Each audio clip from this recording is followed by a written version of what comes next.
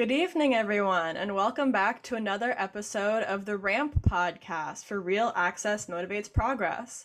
Once again, Tina is preparing for nationals. She leaves this week, so I am your guest host, Diana Perkins, one of her board members, and I will be joined this week by the amazing Raina C. Richardson of WillowSpoon Creative. Welcome, Raina.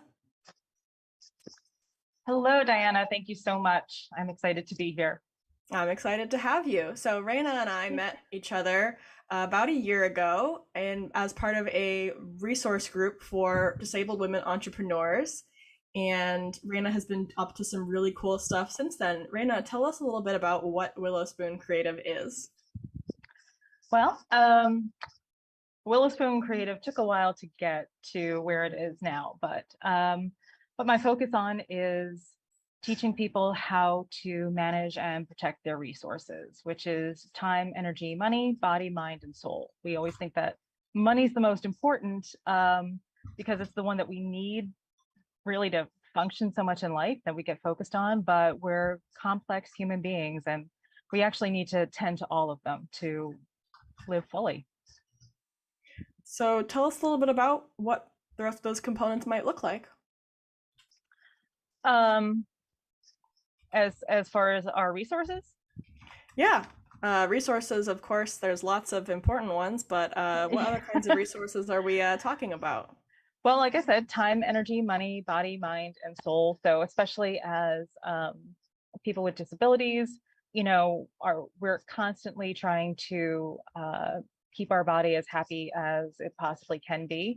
And I don't know about you, but I feel like I never have enough time, especially if I'm perhaps dealing with a flare or something that, makes me have to really adjust my daily life. So learning how to set really good boundaries, learning how to figure out what you need and make sure that you're taking care of that first. And also not forgetting that, your own joy and your own happiness, however small, whether it's from just being out in nature or whether it's reading a good book or watching your friend's cat dance across the desk. We all have to find those moments when and where we can. Indeed. If you guys are only seeing me, worry not. Our technical director will be back in a moment. Oh, and now I appear to be a rock formation, but hopefully our amazing AV guy, Keyshawn, will be back in a moment. But in the meantime, you can listen to the dulcet tones of our voices. So I know you said that WillowSpoon Creative does a lot of work in the financial literacy space. Tell us what financial literacy is. So financial literacy, as I personally define it, is the skills, knowledge, and competency and confidence to make informed and effective decisions on how to use your financial resources, because really financial resources do impact everything in our life. Whether we're trying to be millionaires or not, we need food to access healthcare. I'm sorry, we need money to access healthcare, to access food, to keep a roof over our head. It's Maslow's hierarchy of needs, and our basic security needs really do, unfortunately, in this day and age, rely on also having access to money. So when we build not only the knowledge and the confidence to take control of those, then we really start to take more control over our own security. And we can build from there. Everyone can use a higher sense of security these days. So what all goes into financial literacy? Like, do I just need to know about my spending and saving habits, or it might be more complicated than that?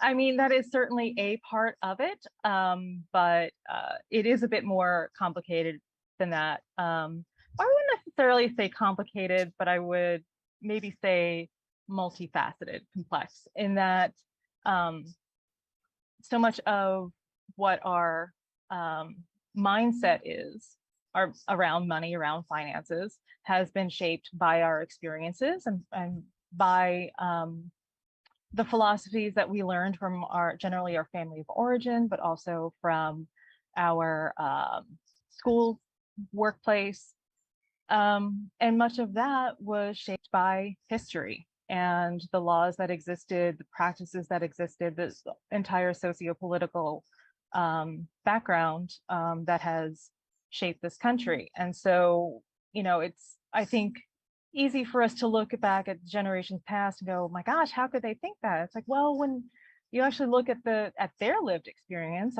at the access they did and did not have in their lives and what they learned from the generations prior to them, it starts to make a lot more sense. So, Definitely. Well, I know one of the things that you're incredibly knowledgeable about, and I would love to hear some more about, is the history of financial access over time, especially with regards to various underserved populations, and specifically for our audience tonight, with regards to the disability community. mm-hmm. And I always say we have to remember there's diversity within disability. So while you may have a disability, so many people are at the intersection also of other underserved or previously marginalized communities, whether that is um, identifying as a woman, or whether that is being part of the LGBTQIA plus community, whether that is your BIPOC communities. So when we talk about financial access, we have to also look at how these communities have been impacted, because really, the disability community encompasses all of them. So I'm not sure how much people know about history, but I always believe that in order to understand our present and to make positive changes for the future, we do need to understand that past, because Definitely. it's unfortunately, this country has always been very specific about who's allowed to have money, who's allowed to keep money, who's allowed to use money, and who's allowed to grow money. Totally. And all of that comes into play. So I'm gonna dial us all the way back to the good old days of 1769. I Oh, personally wasn't there, but I hear they were a fantastic time. Um, except that was also the time when women lost autonomy in marriage. We were not even a country yet, but the colonies had adopted the English law that a woman becomes one with her husband.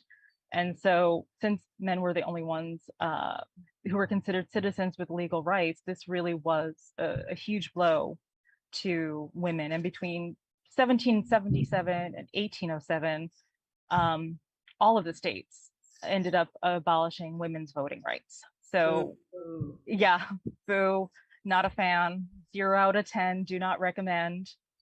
But, and I know this one we've talked about, in 1790, there was slight improvement when the Patent Act was passed, and that simplified the patent process.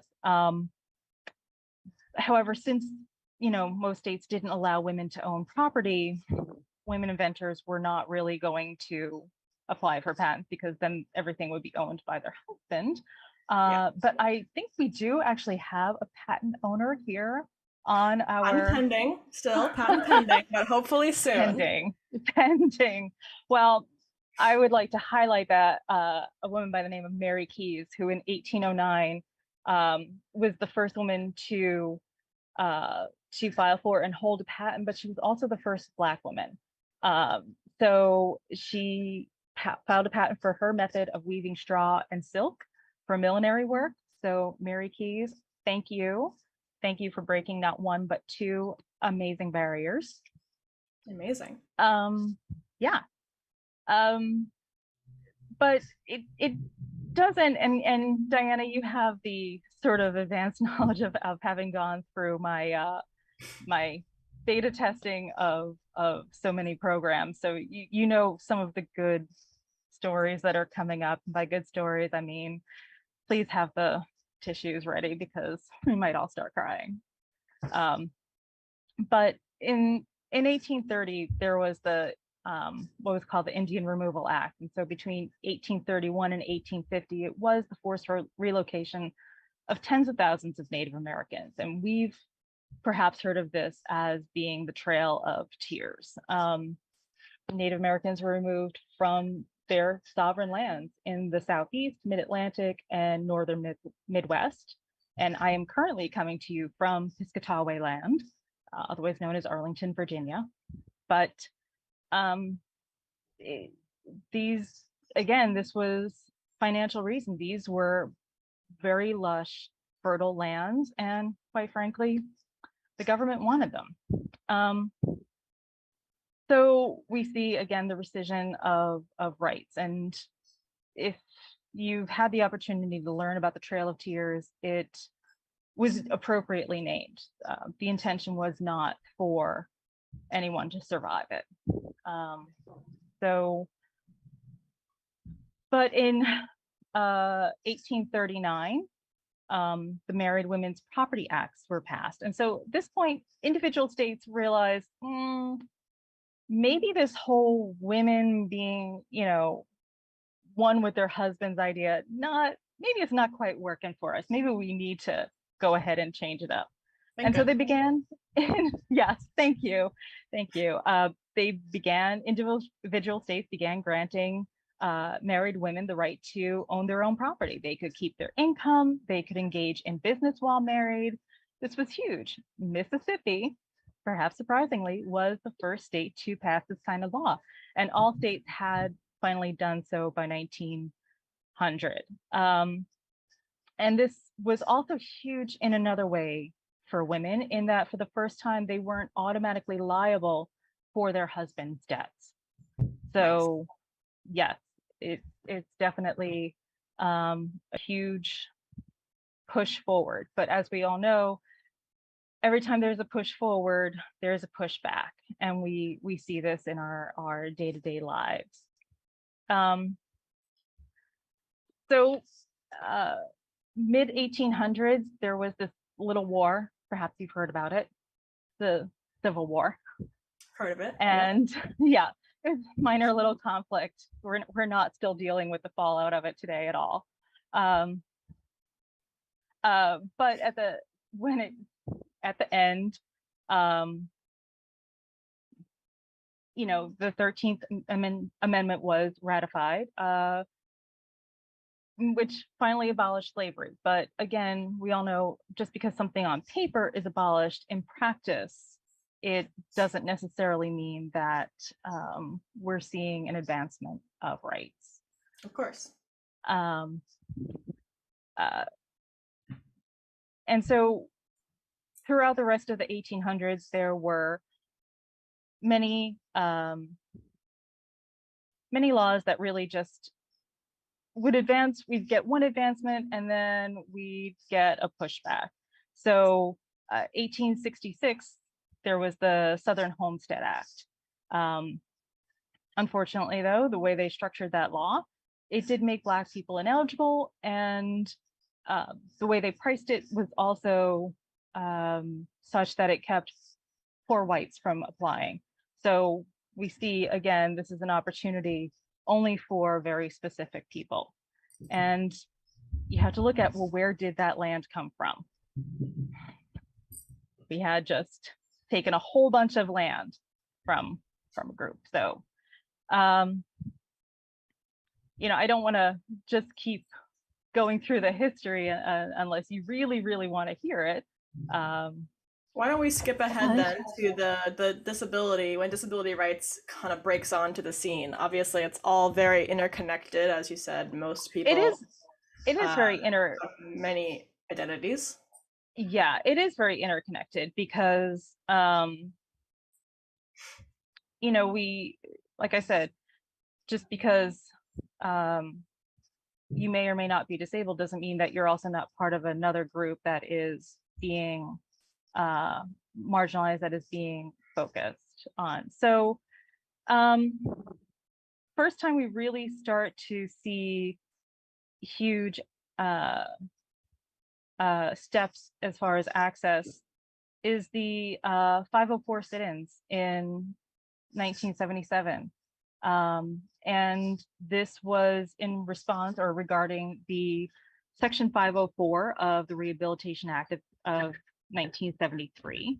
That act was finally signed into law by President Nixon after 2 vetoes, and it took basically all of Manhattan traffic being shut down at rush hour by disabled activists on Madison Avenue, led by Judy Heumann, among others. And so that tends to catch people's attention. And even though it had been signed in 1973, in reality, nothing had changed. Just as we learned yesterday from, last week from Professor Skeels, just because you have a law on paper, because you have an act that exists, enforcement doesn't always come to light. And so that was the case here. We really didn't have a whole lot of enforcement, but that sit-in lasted almost 30 days with support from the Black Panther Party to feed participants, including Brad Lomax. And because of that, laws changed. We got the actual enforcement. And that is, I think, in my opinion, the real time that we start to see disability included as part of the discussion. We had the Civil Rights Act passed in 1964, but disability was not part of that discussion. Right.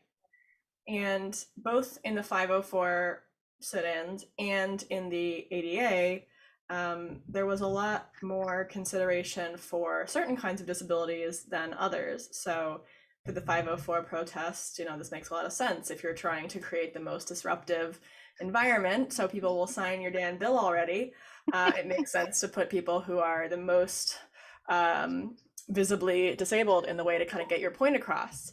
And in the original version of the ADA and the ADA amendments as well, more emphasis is placed on physical disabilities or visible disabilities than invisible disabilities.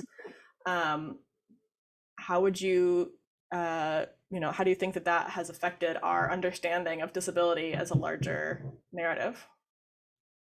It definitely is. I know this is something that we've talked about a lot. I always say that invisible disabilities generally aren't as invisible as you might think. But I know it's certainly something that I've experienced where does seem to be like a tiered approach. It's like, well, you're not as disabled. Well, you're not really that disabled. And it is a huge frustration. And I think it's a disservice to the legacy of all those who have fought for disability access to then gatekeep a portion of that community because they don't fit the view of what that should be. Yeah, and I'd like to point out that, everyone's experience is different, obviously, but for me personally, when I kind of came to the understanding that I had an invisible disability and started to identify that way, I was worried that because of my work in the disability community, that others in the disability community with quote unquote worse disabilities than me would kind of blow me off and say, oh, you're not really disabled. Whereas in reality, and of course this is just my experience, I haven't gotten any of that from the actual disability community. No other person with a disability of any sort has ever made me feel like I'm not disabled enough. The only community that has made me feel that way is non-disabled individuals, which is ironic. Unfortunately, to an extent, that has been my experience, is that I certainly have been called not disabled enough or not really disabled. And I can't say that's a community belief. I just have to say that is that individual's belief. And for however they're getting to that, whyever they're there, that's on them to work through. But I think there's that saying that you never really know what is going on in someone else's life. So this is a perfect example of that. You never really know what is going on internally, what a person is feeling, what they're struggling with. how well they might be masking it in the specific situation. Yeah, And so trying to have empathy, trying to um, extend some good grace, I think goes a long way.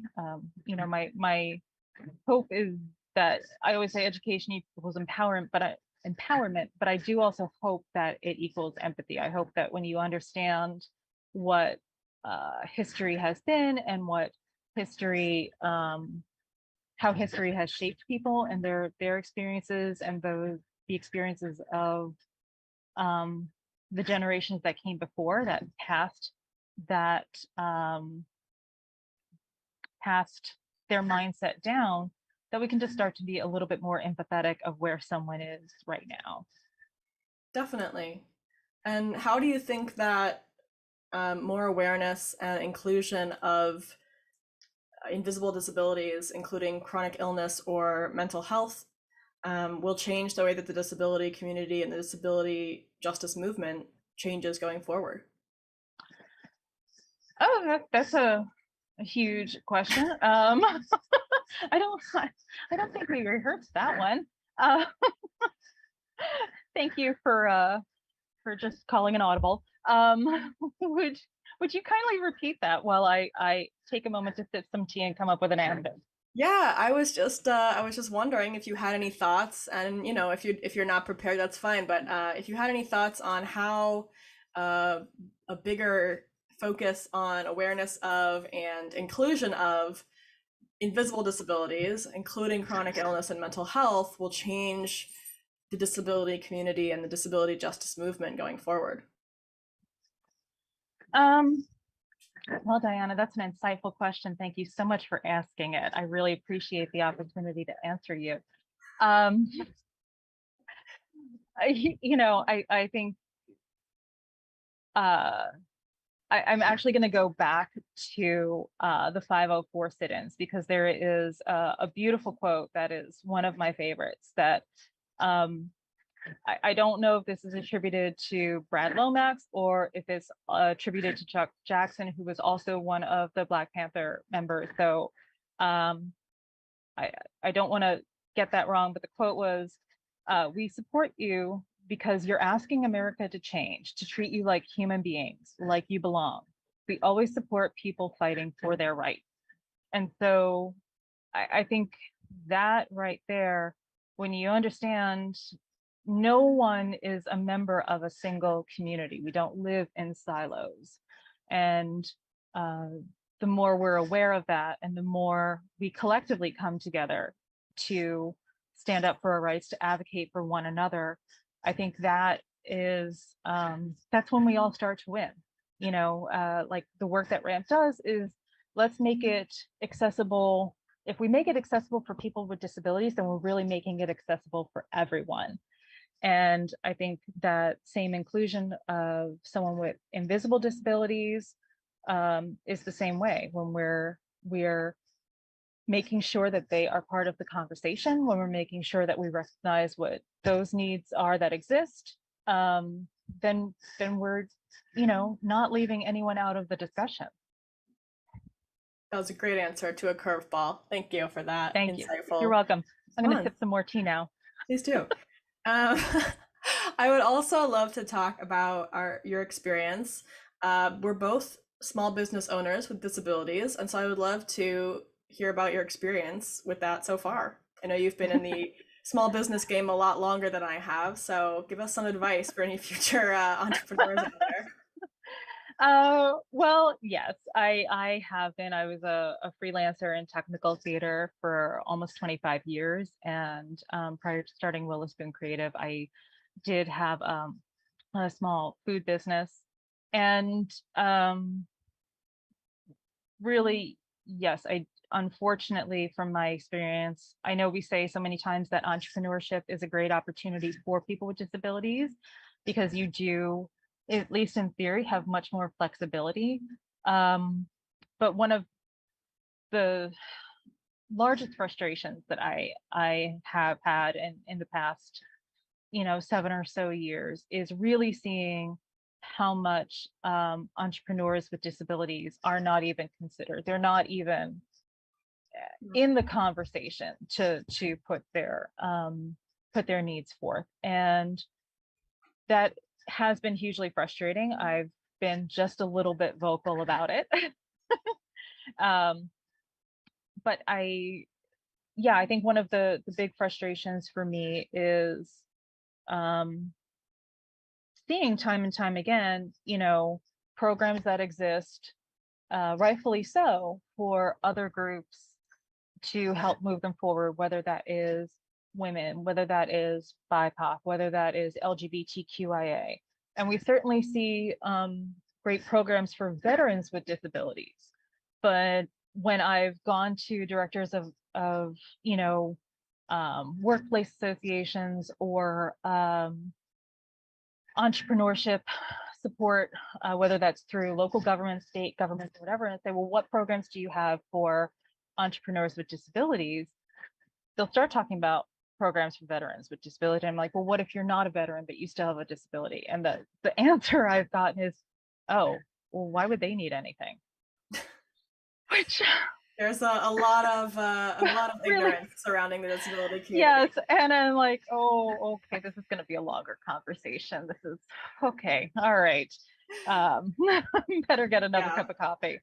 Uh, so I think it comes not from an inability to create those spaces. It comes because if you do at least have one group with disabilities that you recognize needs assistance, um, then you have the capability to expand that to anyone with a disability. It's just the mindset that either there isn't an interest, there isn't a need. I don't know. It's, I think, going to be individual for each person. But um, the first step you have to take is advocating for yourself, and in hope that that turns a light bulb on somewhere to go, oh, well, we're not actually thinking about this. Well, we're not actually looking to, this community who might be underserved, who might have needs, who we might be able to help and we might be able to promote. So, first step, you have to advocate for yourself and let these groups see not only why that support is needed, but why they are uh, perfectly placed to provide it. So Well, it's luckily, you and I are both pre-vocal advocates for ourselves, but I know it can definitely be a struggle. And you and I have spoken at length about lack of access to support and resources for disabled small business owners. What do you think is the mhm. most important resource or support that we should be prioritizing getting access to for these groups? I think it's I think that's going to be such a varied answer depending on what that entrepreneur needs, what their specific disability is, what their business is. I'll just give you one example that um, has been a huge frustration for me. Uh, the benefit that of the pandemic, which was by no means a great thing, but if there is a silver lining, it's the fact that we did increase virtual access for so many people. Yeah. And for many members of the disability community, suddenly we have access to things that we have not been able to have access to before. And that includes training programs, that includes work from home, that includes um,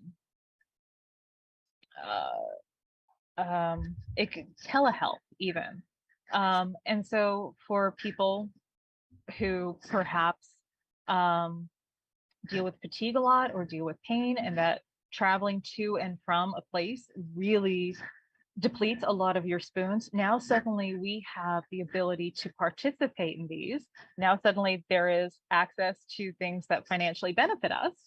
Um, and it was amazing. And I certainly understand Zoom fatigue for some people. There are people who need that face-to-face interpersonal connection, and I in no way dismiss that. But now we do see so many of those virtual opportunities starting to disappear, which means that access is being rescinded.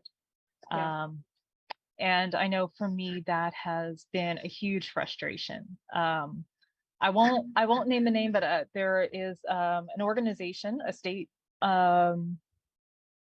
government organization that provides really great training on a variety of entrepreneurial issues um, weekly. And I've asked them, hey, can you turn on the closed captioning? And they've just said, no, we don't do that.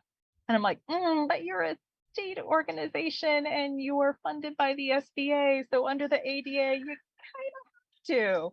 Yeah. And it has been round and round and round about, no, we just don't do that. We don't, no one has a need for that. It's like, well, once I'm again, asking for it. Somebody has a need for yes, it. yes. I feel a little bit like a certain senator, once again, I am here asking you for access to the closed captioning. Perhaps that will be a meme this week. Um, but I think that's certainly one way to provide access to a large number of people, certainly not everyone, but a large number of people. And so when organizations start dialing back on that, you're then rescinding those opportunities. Yeah, and I think a lot of people, even those who have no disability whatsoever, have gotten used to and hugely benefited from that access, that ability to work from home.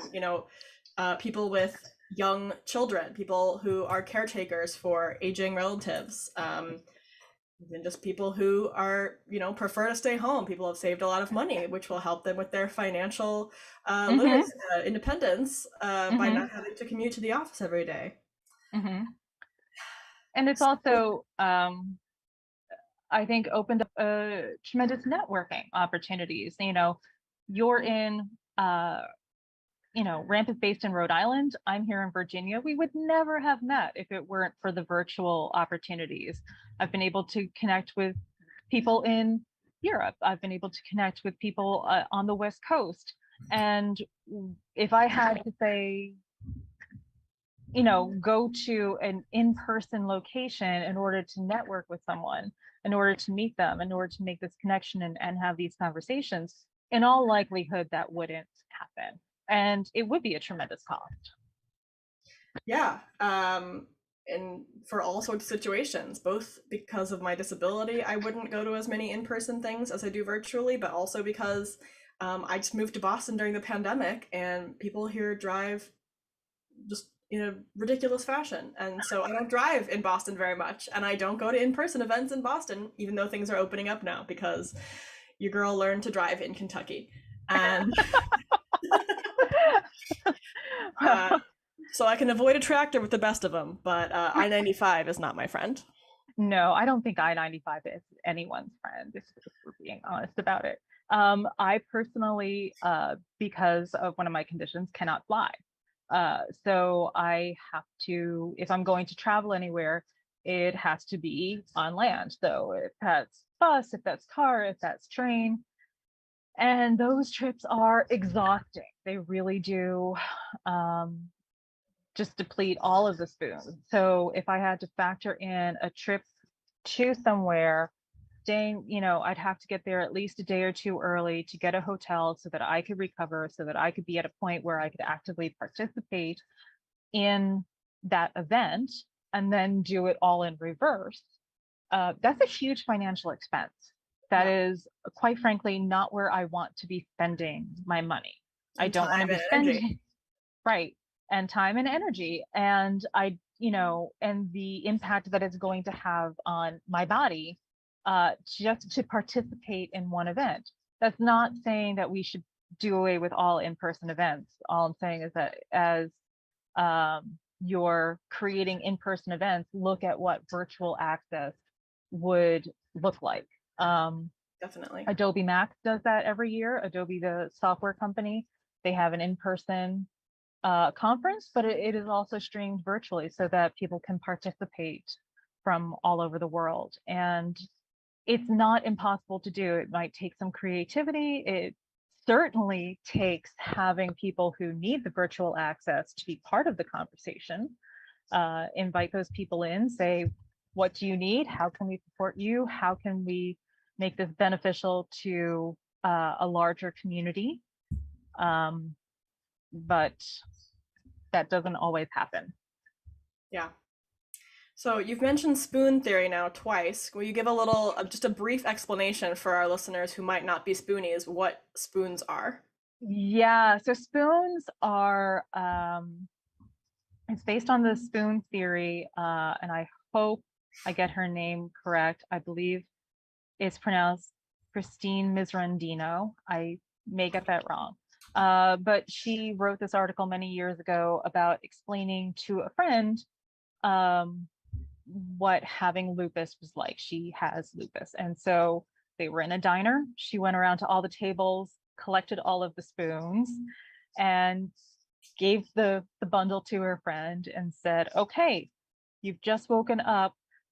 Each activity you do throughout the day has a price in spoons. So as they, talked about getting up and you need to take your medication, but before that you have to eat because you can't take your medication on an empty stomach.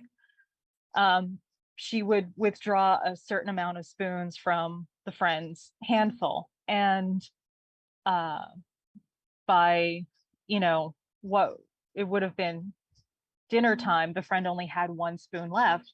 And she's like, oh, but making dinner and doing the dishes is going to cost you 3 spoons and you only have one spoon left. How are you going to do this? And it was a um, a demonstration in how you just simply don't have the energy to do everything. You have to know how much it's going to cost you. And the friend, started to cry. And that's when Christine pulled out a spoon. She's like, this is why you always keep a spare spoon for yourself.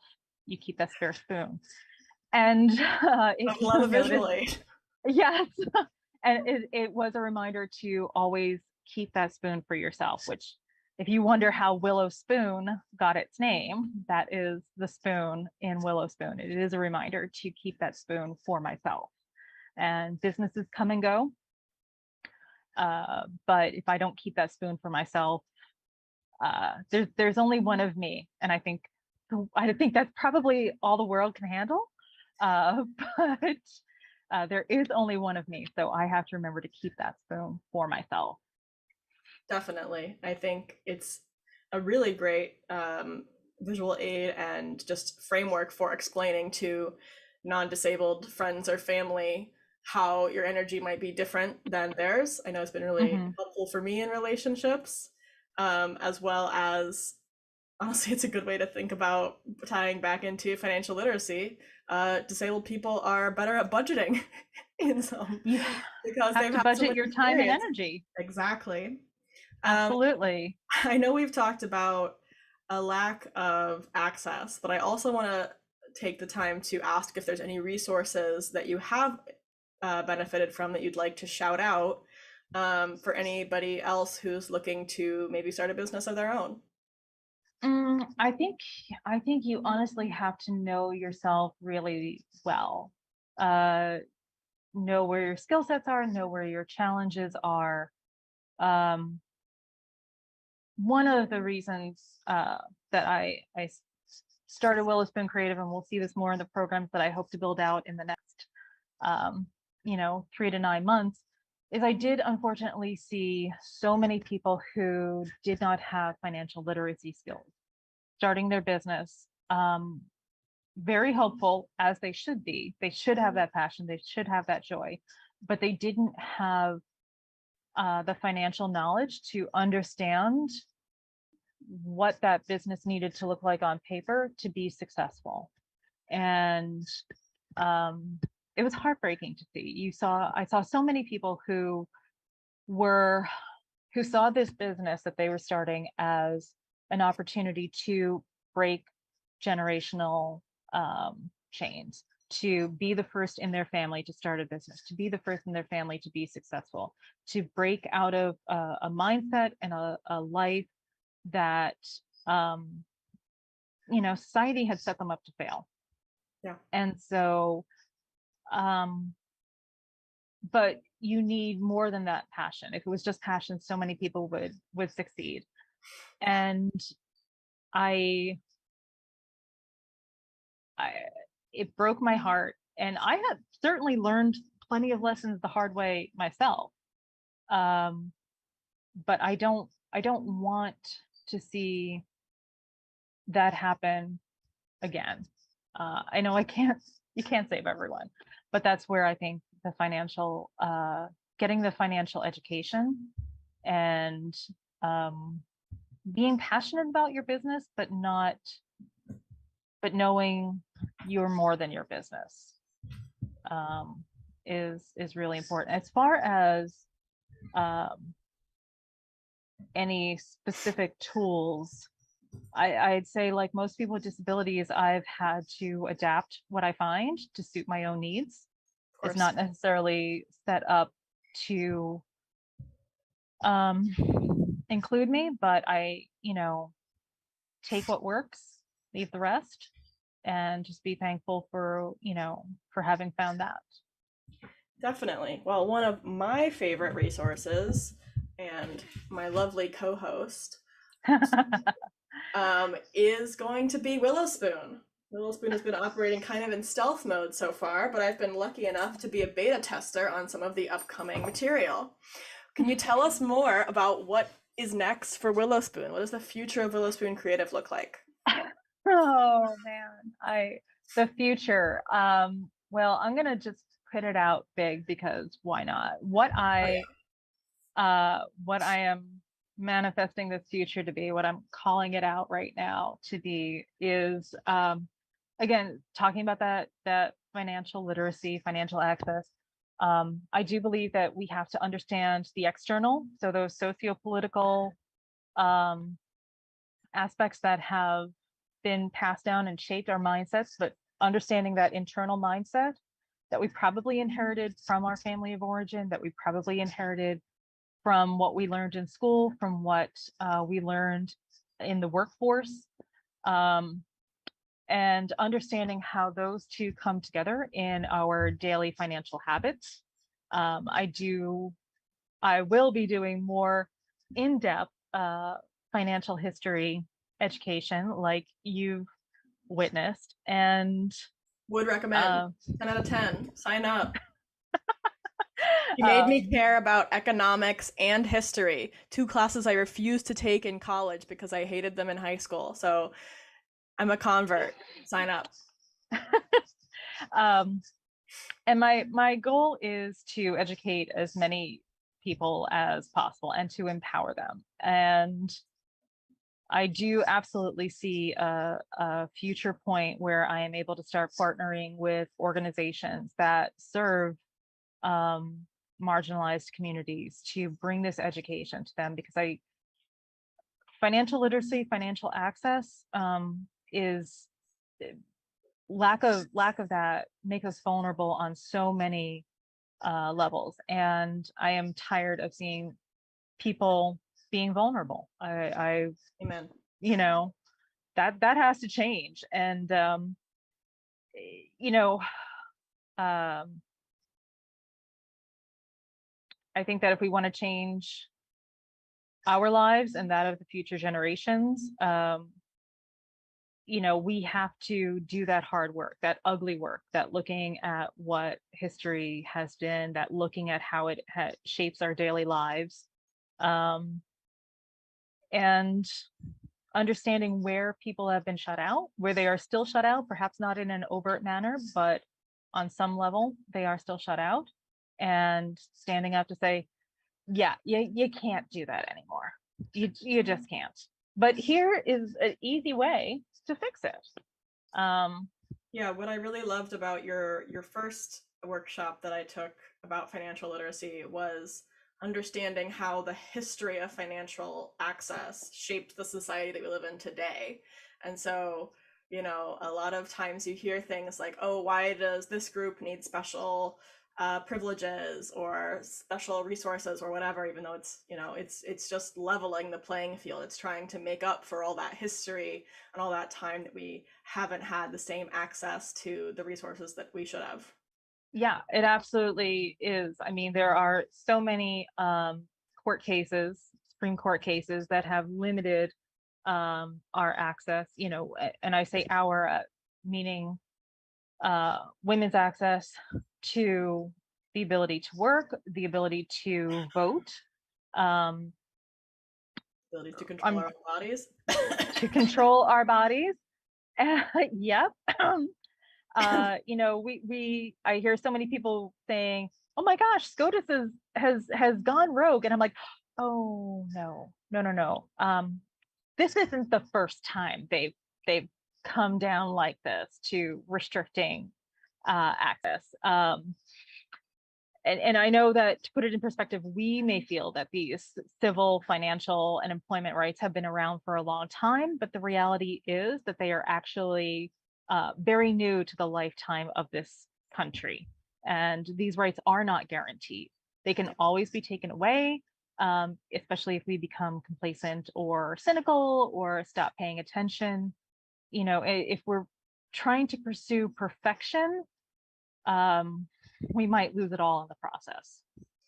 Yeah, it this another thing that I really took away from your class was how recent all of this is. Like I am getting married next month to an amazing man who happens to be Japanese, and interracial marriage wasn't legalized on a national level until 1967. Like my parents were both alive and my marriage wouldn't have been legal, and that is absolutely wild to me. Yep. You hear about that and you think it's like, oh, the 1700s, the 1800s, something like that. No, like this was within our lifetimes. I mean, not my lifetime, but my parents' lifetime, my Right. grandparents' lifetime, and that's absolutely wild. The ADA is within both of our lifetimes. Yeah, It is, the history of the country is this, but the history of rights and access is like this. It's so super tiny. yeah. Really, the ADA, that was only 1990. It is the new kid on the civil rights block. And while it may not have quite the right stuff, it is still hanging tough. Gen X, that was a shout out to you. I hope you got that. Uh, but this was the first time that people with disabilities could basically said, no, you can't be discriminated against in the workplace. Prior to that, it was legal. 1978 was the Pregnancy Discrimination Act, where prior to that, you could be fired for being pregnant or having a condition related to pregnancy. Not Wild. even that it interfered with your job, just being pregnant. A How lot of dare that you? was fixed. How dare you? How dare you? Um, well, I wouldn't say a lot of that was fixed, but a tremendous step forward was the 1993 Family Medical Leave Act. Yeah. Now, not all businesses and not all employees qualify for FMLA, um, but it does allow the eligible employees of covered organizations, to take up to 12 weeks of unpaid work, or unpaid leave rather, um, and have their job protected. That last part, and have their job protected, So important. is vital, is so important. Um, and these are so new. They are, you know, really in their infancy when you think Yeah. about how long we've existed without these rights. Um, I think Yet it's, still America is the only major nation that doesn't have any paid medical leave for pregnancy and childbirth, but that's a whole separate issue. yeah, that gets me saltier than a Cheesecake Factory entree, but So, Raina, it's been really lovely to have you this evening. Is thank there you. anything else that you want to let our listeners know, and where can we find more of you? Right now, the best place to stay up to date is on our Instagram page, which is WillowSpoon, at WillowSpoon Creative. And yes, more and more exciting opportunities will be uh, rolling out over the next few weeks as I get things together. Um, Thank you for having me. Thanks to Ramp for creating this space to, especially during Disability Pride Month, to elevate the stories and the voices of people with disabilities. And yeah, let's not be quiet. Thanks again for coming. And thank all of you for joining us. I want to let you know before I sign off about a special deal we've got on the Lap Snap this week. So, for the celebration of the 32nd anniversary of the ADA this week until Tuesday the 26th, you can get $32 off the Lap Snap on our website with the code ADA32. So, go to thelapsnap.com and use code ADA32. Tina won't be back until August, so I've got one more week with you guys, and I'll be back next week with special guest Carlos Martinez, the executive director of Bridges. Bridges has an amazing boutique retail space called the Independence Cafe, and we'll be hearing all about it next week. So don't forget to tune in, same time. And as always, don't just sit there, make a difference.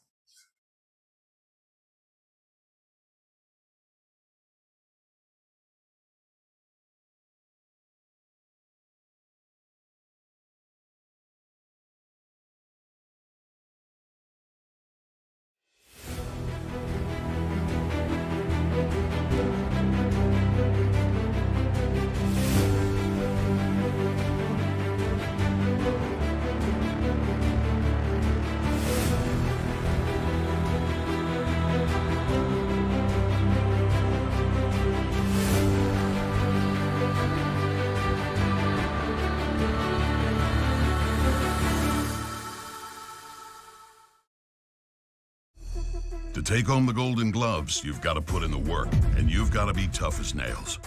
Ashley Kalis was driven to achieve. Today, Kalis is still fueled by that same hope, grit, and determination. A mother of 3 school-aged boys and successful business owner who ran testing and vaccination sites across the state. Kalis is the fighter Rhode Island needs right now because it's time for a change. Ashley Kalis for governor.